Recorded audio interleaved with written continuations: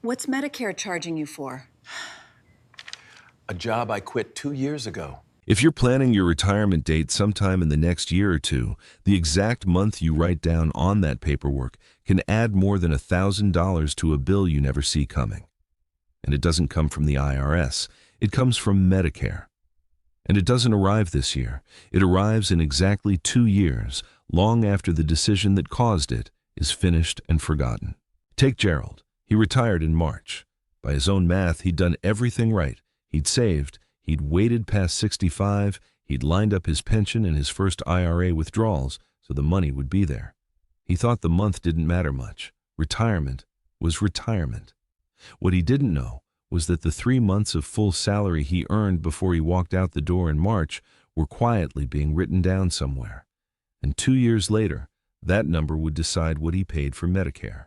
When the notice came, it was for $1,148 a year, on top of his standard premium. He read it twice. He hadn't earned that salary in 2 years. He was retired. And yet, there it was. A surcharge tied to a paycheck he'd already spent from a decision he'd made and stopped thinking about 24 months earlier. Here's what makes Gerald's story matter to you. The month he chose wasn't a mistake anyone warned him about. It's an automatic mechanism built into how the system works, and it runs whether you know about it or not.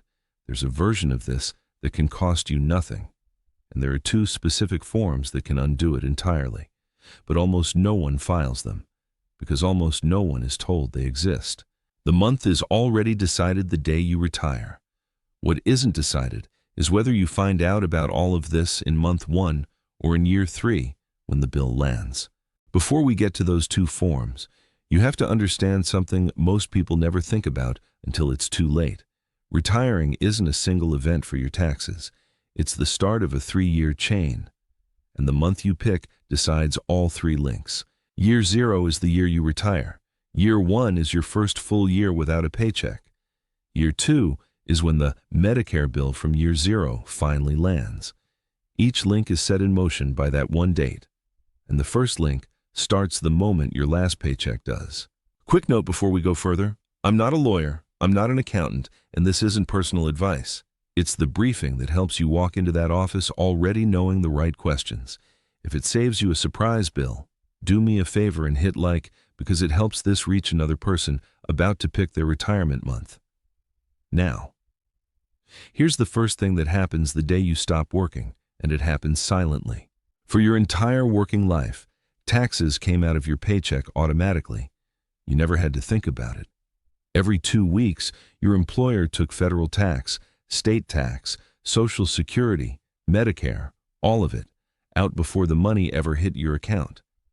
That system is called withholding, and it's doing more work than most people realize. It's not just paying your taxes, it's paying them evenly, all year long, exactly the way the IRS requires. The day your paycheck stops, that machine shuts off, and nothing automatically replaces it. Your retirement income does not withhold taxes the same way. A pension might withhold a little. When you pull money out of a traditional IRA or a 401k, the default withholding is 10%, and 10% is often nowhere near what you actually owe once that withdrawal stacks on top of everything else. Social Security won't withhold anything at all unless you specifically fill out a form and ask it to. And money from investments, dividends, interest, capital gains has no withholding option whatsoever. You get the full amount, and the tax bill on it is entirely your responsibility to pay. So here's the trap. Most people retire assuming they'll do what they've always done. Settle up with the IRS once a year in April. But that's not how the system works, and it never was. The IRS runs on what they call pay-as-you-go. You're required to pay tax as you earn the income throughout the year in 4 installments. Miss those, and even if you pay every dollar you owe in April, you can still be charged a penalty for not paying on time. That penalty isn't a flat fee, it's calculated like interest. Right now it runs around 6 to 7% a year, and it compounds daily. And it's figured separately for each deadline you miss. Underpay in the spring and try to make it up in December, and you're still charged for the spring shortfall. Overpaying later doesn't erase it. Now watch how the month you retire decides this. The 4 deadlines aren't even calendar quarters. They land in April, June, September, and January. Retire in January, and you've got almost the entire year ahead of you with no withholding and 4 deadlines to cover, and no time to build a new system before the first one arrives. Retire in November, and payroll withholding already covered most of that year for you. But you walk into the next January with 0 withholding infrastructure and a full year of exposure ahead. Either way, the date you chose decided which deadline hits you first and how much runway you had. This is exactly where Gerald slipped. He retired in March and kept that 10% default on his IRA withdrawals all year, figuring he'd sort it out at tax time like he always had. The following April, he found out he'd been short every single quarter. And the IRS had been quietly running the penalty clock the entire time. Nobody called him. Nobody flagged it. The system doesn't warn you in real time. It calculates the penalty after the year closes, once the shortfall is already permanent. If you're watching this and you've already retired, I'd genuinely like to know. Drop the month you retired in the comments, because I think a lot of you are going to recognize this pattern. That penalty is real. But I'll tell you now, it's the smaller of the 2 bills this one decision sets up. The bigger one takes 2 full years to arrive. And to see where it comes from, you have to follow one number. The one Medicare is watching, 2 years behind you, right now. Medicare has a rule that surprises almost everyone the first time they hit it. The premium you pay this year is not based on this year's income. It's based on your tax return from 2 years ago. Read that again, because it's the whole mechanism. Your 2026 Medicare premium is calculated from the income on your 2024 tax return. There's a 2-year delay built into the system by design. Medicare uses the most recent finalized tax data it can get from the IRS, and that data is always about 2 years behind. For most of your life, that delay means nothing. Your income is steady, so the number from 2 years ago looks about the same as the number today. But there's exactly 1 year where the 2-year-old number and your real situation look nothing alike, and that's the year you retire. Think about what actually lands in that year. If you retire in the spring or summer, you've got several months of full salary. Then, on top of that salary, your first pension payments start. Your first IRA withdrawals begin. Maybe a payout of unused vacation, maybe a final bonus. For that one strange year, your income can be higher than it's ever going to be again. Salary and retirement income stacked in the same 12 months. And that inflated number is the exact figure Medicare grabs to set your premium 2 years later. Here's where it turns into real money. Medicare charges most people a standard premium. In 2026, that's $202.90 a month for Part B. But if your income from 2 years ago crossed a certain line, you pay a surcharge on top, called IRMA, the Income-Related Monthly Adjustment Amount. And IRMA is not gradual. It's a cliff. The first line sits at $109,000 for a single person and $218,000 for a married couple filing jointly. Cross that line by a single dollar, not by a lot, by $1, and the full surcharge kicks in. At that first tier, it adds $1,148 a year per person on top of your standard premium. And notice that per person.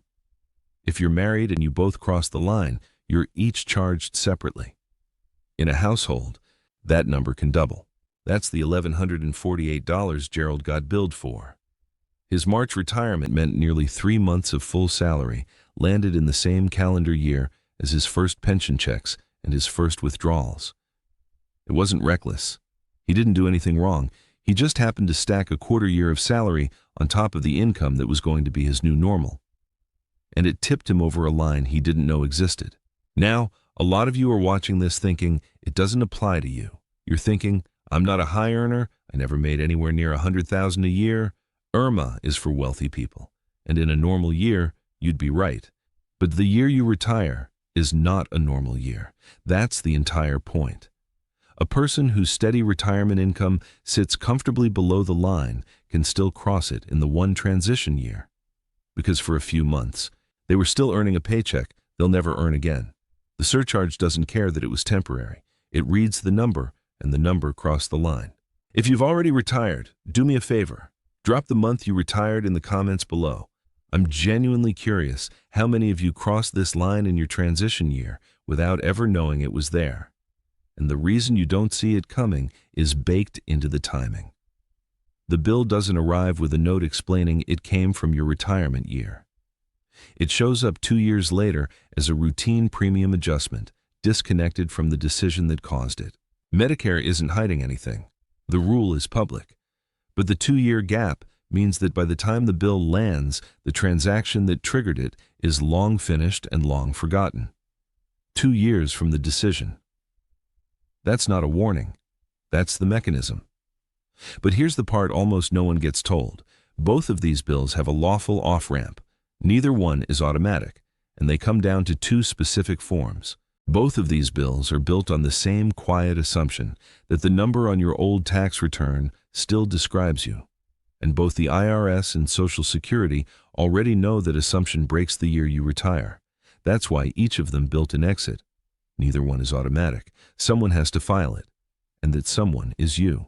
Start with the smaller bill, the underpayment penalty. The IRS has a specific rule for people in exactly your position.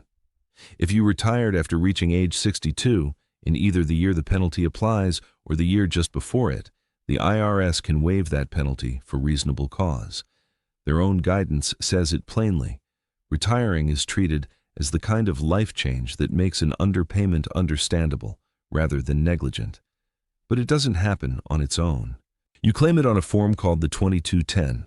That's the form that calculates the underpayment penalty in the first place. And you request the waiver right there, explaining that you retired.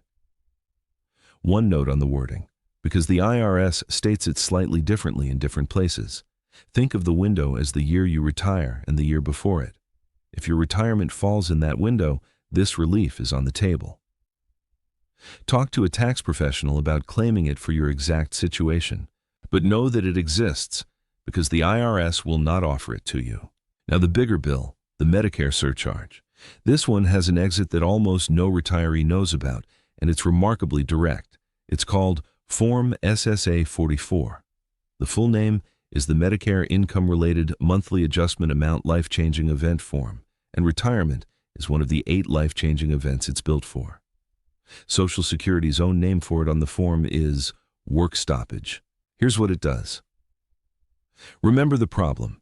Medicare is using your income from 2 years ago, the inflated transition year, to set today's premium.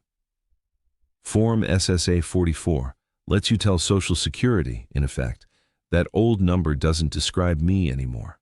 I've stopped working. Use my real current income instead. You give them your estimate for the current year. You attach proof that you retired. A letter from your employer works, and they recalculate the surcharge off the number that reflects your actual life, not the paycheck you'll never earn again. The timing matters. You file it once you've received the letter from Social Security telling you you're subject to the surcharge. That letter is your signal to act. File it promptly, and the surcharge can come off for the whole period until the 2-year look-back naturally catches up to your lower income on its own. Wait, and you pay it in the meantime. So if you retire and a determination letter shows up 2 years later charging you ERM-8, that letter is not a bill you simply have to pay. It's an invitation to file the form. This isn't a loophole, and I want to be careful how I say that.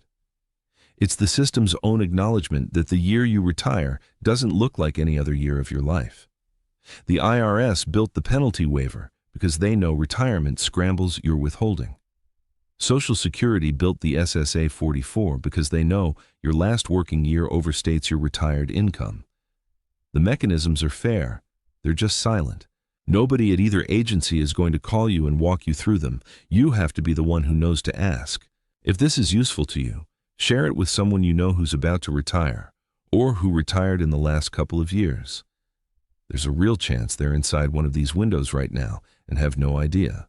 So let's go back to Gerald, because his story doesn't have to end with that $1,100 bill. When that determination letter arrived, Gerald had a choice he didn't know he had. He could pay it, quietly, the way most people do, assuming a letter from Medicare is simply a fact, not a decision. Or he could recognize it for what it actually was, a bill generated by a 2-year-old number that no longer described him. A retiree in Gerald's position files the SSA 44, attaches the letter showing he stopped working in March, gives Social Security his real retired income, and asks them to recalculate. Cases like his are usually fixable, not after years of overpaying, but right then, in real time, before most of the money ever leaves his account. And the underpayment penalty from that first year. That's the 2210, and the waiver for someone who retired at his age is sitting right there to be claimed. None of that required a lawyer or a loophole. It required knowing the two forms existed before the bills did. The people who get hurt by this aren't careless. They're people who did everything else right and just never knew this particular clock was running. Now you do. If you found this useful, subscribe. I break down one of these quiet retirement mechanisms every week, the ones the system runs whether or not anyone tells you. And drop a comment with the month you retired or the month you're planning to. I read them. And I think a lot of you are going to be surprised how many others are standing in exactly the same spot.